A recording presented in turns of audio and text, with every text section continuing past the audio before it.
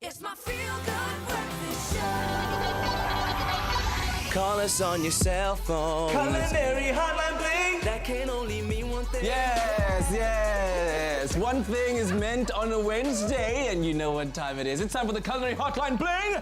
Sing, sing, sing. Anel Potgieter and Chef Jenny Morris in our studio. Of course, our foodie panel for the day. We encourage you to give us a call on 0214309881. Ladies, happy Wednesday. A happy Wednesday back at you. Are you well? Wednesday. Are you well? Are you well? Yeah. Excellent. It's been a great week so far. Always my favorite part of the week to get to the Culinary Hotline bling. Sing, sing, sing. So let's take the questions that have come in via social media. First from Facebook, from Jeshia Angamutu, right? So how do I make malva pudding without it tasting like normal cake? Is that usually a problem people have? You know, malva pudding is actually a cake. Okay. But what makes it delicious is that sauce that you put over the syrup. So it needs to be creamy, buttery. I use ideal milk, sugar, and you poke holes in this cake of the malva pudding and you pour it over and everything gets soaked in. Yes. And done is it a malva pudding. But you know what? There's a secret to it soaking in. Little by little. Yes. Little by little. Yeah, don't throw the whole lot on because it's going to just fly over the edge. Yeah. Okay, okay. It's And, soak. yeah, and the malva pudding must be hot when you pour it over it. When you let it coat rock and then Yes. you pour it. You pour it over when it's hot, and I normally poke small holes with a sharp knife. Yes. And let it stadig and soak everything. And make double the sauce. What? Oh, make so- double the sauce and let it soak properly. So do you do this while the malva pudding is baking in the oven? Don't be Oh, silly. I'm It's got to sorry. come out. no. Okay, so only once it's done and golden brown on top, do you then Yes. pull it out, Yes. poke holes, and then Yes. pour your Otherwise it's beautiful... going to flop, my baby. Okay, okay. Thank you. I love it when Jenny teaches lessons. It's so nice. I never feel bad afterwards. I'm like, yes, I've learned something new. All right, another question here from Ethel, who called us from Pretoria.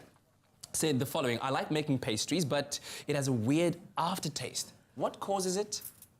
So with pastries, well, when we talk pastries, what are we talking about? Is it Pies, it could be something Pies. sweet, it could be a Danish, but you know what I'm thinking, Anel? Are you buying something that's pre-made and baking it, or are you like really making that pastry yourself with lots of butter and sugar and things like that? what's the best option to go with? I would make it myself if you've got time, Yes. but Yeah. you also get very good store-bought pastries, Yes. like Yes. puff pastry and stuff that you can use. That's got lots of butter in it. They say it with real butter. I think the taste, if you buy something, there's a lot of stuff when they pre-bake it and bake it, it will, I don't know, stabilizes and stuff, so it preservatives can have a bit of a funny Aftertaste of taste. it. Yeah. And when you bake it, perhaps it's too much floury or something, Yeah. or you're using Overworking. and you're using the wrong fat. Like sometimes they will use margarine instead of butter. Yes. And that's also going to make a huge difference. You could use the two, but I think butter always gives you a lovely end result.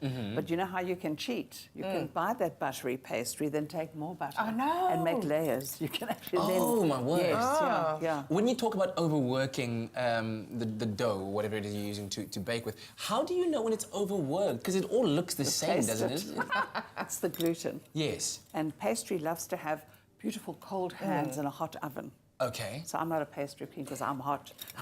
Most of the pastries, you just like get it together. You know, Yeah. you don't actually need it. You need Okay. bread for the gluten. So pastries, it's more about the puff and creating these layers Yes. Yes. of air. So you don't want it to be overworked. Okay, all Yeah. right, so be careful of that. One last Yeah. question from Samkeli Siwatlala. Where to use cream mascarpone? Is mascarpone? I don't know. Everywhere. Yes, Jenny, everywhere. And there goes my head. Pasta, Wow, on yes. pasta, on cakes and puddings. Tell them what it is. Yeah, mascarpone is Italian cream cheese. Yeah. So it's basically an Delicious. Italian cream cheese. It hasn't got that acidic taste than sour cream. Yes. So you cannot replace it, say, with yogurt or anything. I will put it on cake. Like yesterday, we had this big chocolate chip cookie. I'll put it on there. You know what I'm saying? It's just to complement dishes. Yes. Cakes. Fantastic. Yes. All right, well, we're going to keep our lines open. 0214309881. Give us a call for the Culinary Hotline bling. Sing, sing, sing. It's my feel-good breakfast show. Call us on your cell phone. All right, back again in the kitchen with Anel and Jenny for the Culinary Hotline playing Ting Ting Ting. Will you give us a call on 0214309881 and we help solve your culinary conundrums. Let's take our question here that came via Facebook from Limari Ackerman, who said, how do you make your own fondant icing? The 3 G's. The 3 G's. glycerine Gelatin. and Glucose. Yeah, glucose. Yes. I was going to say that too. I wasn't. How did you know that? I didn't. I didn't at all. Okay, so these are the 3 G's that are important in making it, and what Yeah. quantities are they added together? And then they are just have a bit of water, gelatin, that's a little bit. Then glucose is the most, about 150 grams, and then you get your, what's the other G? gelatinite. What is it called? Gelatine? Gelatine. Is it eerst gelatin, glucose, glycerine? Ja, so omtrent so eetlepel glycerine. And then about 500 grams of icing sugar. sugar, yeah. And then you just mix it all together and you laat dit by mekaar kom en that's it. Need it. Ladies, Yeah. I've got a problem with that. Because when you say glycerine, I Yes. think of like my younger days and we used to apply glycerine on the body to get that shine, Yana. Are you talking about the same glycerine Yeah, you it's like cook a with fluid, it? yes. Okay. It's edible glycerine. Yeah. I find myself conflicted right now. I need to ask my mom some serious questions. But okay.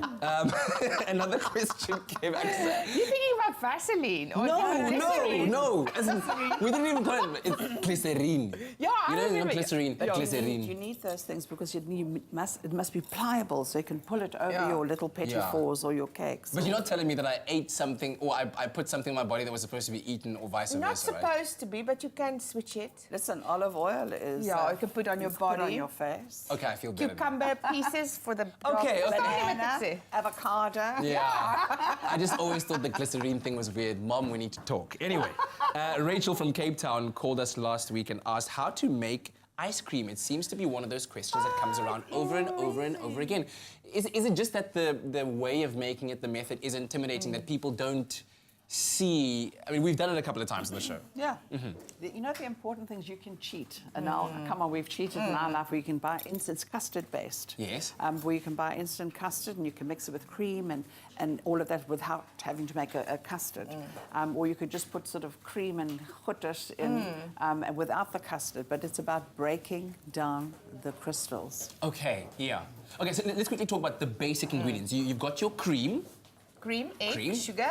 egg, sugar. So whip those together and whatever, let's say, flavoring you want to have in it. If you want to have strawberries and you puree them, get them in there. And then if On you the want to... stove and then it thicken. Want it moet 'n flour, Yes. custard consistency. It needs to Yes. thicken. You can't put it raw into your ice cream machine. Okay, good. Okay, there we go. But I'm even speaking about the people that don't even have an ice cream machine. So once you've done that, Yes. you let it cool, Yes. pour it into your Ziploc bag, right? Oh, is that the one? And then you I'm shake thinking it. about that one, and then you have another Ziploc bag that has ice in it. Put some salt in that ice for some other reason. I It don't know. keeps it from melting. It keeps the ice from melting. Get your ice cream bag into the other Ziploc bag, close it up, and shake it like there's no tomorrow. Yes. Because you got to work hard for your ice cream. Yes. You got to work hard Yes. for it. And at the end, you freeze it. My mom We're used to make impressed. it as well, but in the olden days we didn't have ice cream machines. So she'll put the bowl in the freezer and then elke paar minute, so every 10 minutes she takes it out and she klits it. Put it back, Yeah. take it out, klits Klits it. And So it's you all can about do the that taste. too. You can do that too. Yeah, it's the ice crystals, you see. Yeah. Otherwise, you're going to end up with something that's got a lot of ice in it. Yes, Yeah, so it's going break to it be more. down. It's going to be more like slush Yes. puppyish than Yes. the... Okay, Yeah. there we go. I can make ice cream, okay? This is because of the Culinary Hotline playing... Ting, ting, ting! It's my feel-good breakfast show. Call us on your cell phone. Culinary Hotline playing... That can only mean one thing. Yes, get inside there. Culinary Hotline playing... Ting, ting, ting! Where we answer your culinary conundrums on 0214309881 with Anel Potgieter and Chef Jenny Morris. Ladies, you've been fabulous. I've been enjoying this so much. Are we enjoying you too, darling? Thank you. Oh, thank you. Never All right, quite. let's get to a question over here from Catherine Ella, who asked on Facebook, how do I thicken soup if it's too watery? Especially now with winter, you want to have beautiful, homely, thick soup. Party. Yeah. So what I do, I'll make a roux. I'll melt a bit of butter and oops. There we go. There we Don't go, break Anel. the plate Aggressief down. vandaag. So melt some butter and add some flour to it. And then I put that into my mixture and it Yes. thickens it up. Okay. Yeah. Well, there's a couple of things I do. There's a good way to get rid of stale bread. So you grate it, the bread, not dried crumbs, just like that. And I put that in, or I do a bit of mashed potato, or I've always got in my freezer what they call as.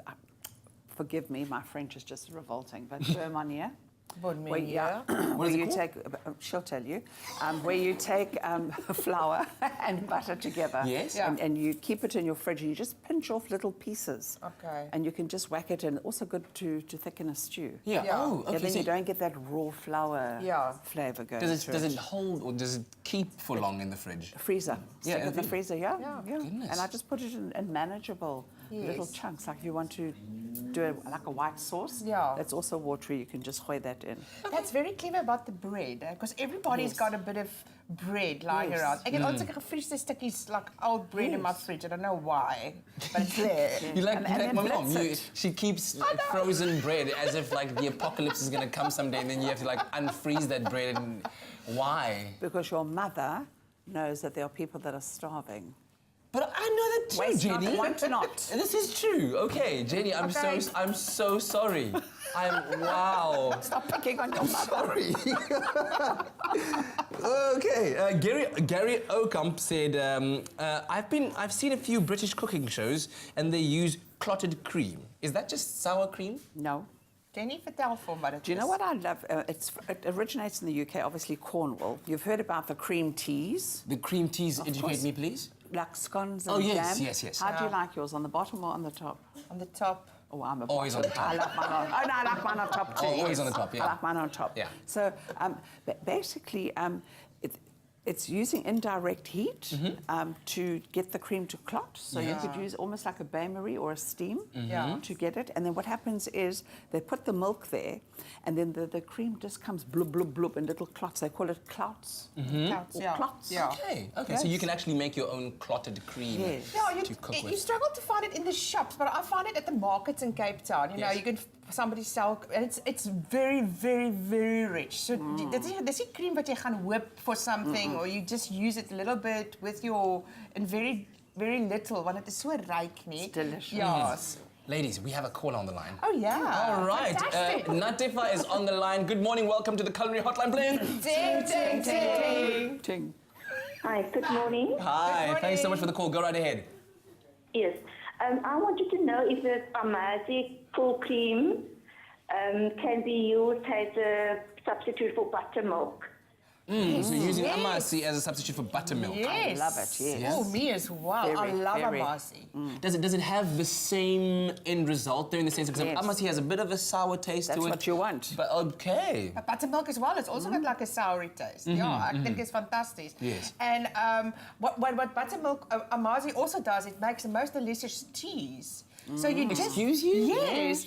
So what you do is you take your Amazi, because it's already sour, Yes. you actually just pour it into a cloth and you hang it up. Dat ek jou vertel, laat hom net vir 24 uur hang. That's all. And then Labana. it makes the most delicious cheese. Roll it in a bit of fresh herbs, bit of olive oil over it, and like a nice whole wheat toast. And it's like whip out the crackers and just... Yes. Or that frozen bread that my mom's got in the fridge. Whip that out and just... You know how I like amasi? What? On brown bread. Oh. Big chunks of it swimming in it. Look at you! Yes. Mokoko. I love it on pop too. I prefer Amazi above buttermilk. It's more flavoursome and it's extremely healthy. And a nice texture. Yeah. Oh my gosh, Jenny, I will never forget that. When it goes from umpogoko to umpogoko. Yes. My French is bad, I warned you. And then another question here from Valencia Matak, who said, "Hi guys, can you please give me a simple donut recipe?" Here we are. So we've got a bit of flour here. Yes. And I'm going to add some sugar in here. Some baking powder. Baking powder. En dan met ons 'n eiertjie en melk, some egg and milk. So I'm just going to klits dit bietjie. There we go. Mix it, and then we're going to form a dough here. And while you do that, and you're just joining us right now on the Culinary Hotline, bling, this was a question from Valencia asking us to give her a very simple donut recipe. So this is how you make it. This is a very simple donut recipe, so voila! So yeah, okay, the magic of TV, but those ingredients come together. Do you let that rest for a little bit? Yes, let it rest for a little bit, get it together, and then all you do is you maak little bolletjies. Yes. My ma het my geleer om dit te doen. Maak het so, and then you push it out. Oh, look at that. Oh, there we go. Oh, look at you. And then you put this into... Some lovely hot oil. And your oil obviously needs to be hot enough, right? Yes, yes. And then you just cook it, laat ek dit weer vir julle wys. Jy maak so, then you druk it. Oh my goodness. Could you while you're drinking it like that, right? Could you drink a sticky chocolate inside? No. Yes, if you want to. Yeah? Yeah. But imagine that. And so you yes. drink a sticky chocolate inside, so when it gets nice and golden brown, the chocolate Yes. inside melts, and then once you put your lips and teeth to it, it's an explosion, Jenny. Yeah. It's an explosion. Ek is mal vir my balletjies bad for maak. my health. Kyk vir jou. Kyk, jy's 'n professionele balletjies maker. Ek weet. That is a fabulous tip. Ja. That's a fabulous tip. So yeah, I can't believe it's so simple. and I think it's just to have a bit of flour for your hands. Ek het nou nie flour nie, net om met 'n bietjie dinges, and you just push it through, and then you fry it till it's brown. Look at that, it's just perfectly round. And how long do they usually lie in the hot oil for? I think till it's done. Ek sal sê so 5 minute, maar Ja. it all depends. And then try and Golden, crispy on the outside, then you know it's and pretty much soft ready on the inside. Yeah. Hey, and hey, you know, unfortunately because of listeriosis, now we can't even put polony on the Polony in. inside. It would have been so nice. We got a caller on the line. Sorry, who am I speaking to? This is Sharon. Hi, Sharon. Hello, good morning. Great to have you on the line. What's the Good culinary morning. conundrum I you would like have? to say hello to the team this morning. Hello to you. Hello. Can you hear me? Yes, we can hear you perfectly, Sharon. Go Good ahead. morning. I would like to say hello to Graham. Also, I'm the lady that you're talking about. I'm watching the TV. Yes. Brian, big fan. You. You- I would like to ask Jenny a question regarding baking also. Go ahead. Like if you can use different variants when you do your baking. So I also like to use cottage cheese. So how would you use cottage cheese in your baking? How would I Different use it? flavors in cottage cheeses. So are you asking about using cottage cheese in baking? The different flavors. I buy cottage cheese, but I use the different flavors in my baking. So maybe ideas on how to use different flavors of flavors. cottage cheese in different kinds of baking recipes. Well, as you see, it depends. Are you mixing it into the dough or the flour, or do you want to spread it over the top? If you're spreading it over the top, I mean, you could take ordinary cream cheese and you could just do all kinds of wonderful things with vanilla and cinnamon. It depends on where you want to travel the world. I will take like puff pastry that you buy, and I will buy like cottage cheese and chives. Yes. And I'll put that over it. Lovely. Plus fresh herbs like Yes. coriander, Yes. parsley, Yes. fennel, and then roll it up and bake it like And that. What about this? chorizo. Yes. A bit of spice to it. Yes. Oh, now my juices are flowing. Excellent. Yes, because that's what happens on the Culinary Hotline, Bling. We get your juices flowing. Thanks so much for that question. Ladies, you have been absolutely phenomenal. I love it. I love you. And of course, keep those questions coming on our Facebook page, Yes. Expresso Morning Show SABC3, and we'll see you again next week for the Culinary Hotline. Bling! Ting, ting, ting! Olive Pride brings a touch of pride and the natural beauty of olive oil to your table. Made with love by Clover.